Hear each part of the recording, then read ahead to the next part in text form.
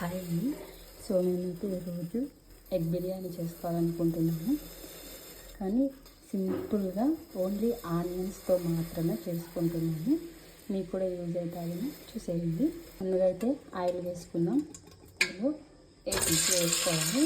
ఇందులో ముందుగానే పసుపు, ఉప్పు, కారం అయితే వేసి పెట్టుకున్నానండి.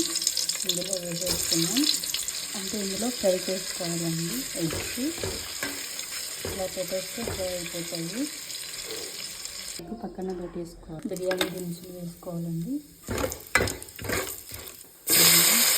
నేను ఇందులో టమాటా, పచ్చిమిర్చి అది వేయట్లేదు కాబట్టి ఆనియన్స్ అయితే కొంచెం ఎక్కువ తీసుకున్నానండి.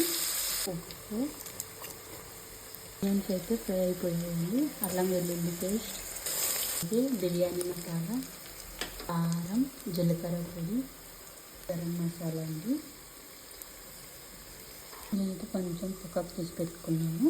సో ఇందులో కడిగి నానబెట్టి పెట్టుకున్న రైస్ వేసేసుకుందాం. రైస్ వేసుకున్నాక వాటర్ అండి 5-10 నిమిషాల పాటు ఉడకనిద్దాం. దానికైతే ఆల్మోస్ట్ ఉడికిపోయిందండి.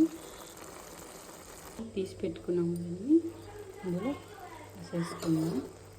అలాగే ఎగ్ ఉంది, మనకు మగ్గించుకోవాలి మనం ఇంకా.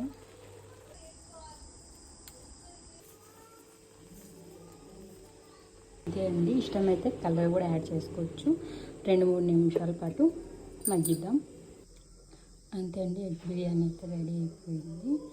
అందులో పెరుగు చట్నీ, మామిడి పండుతో చేసిన స్వీట్.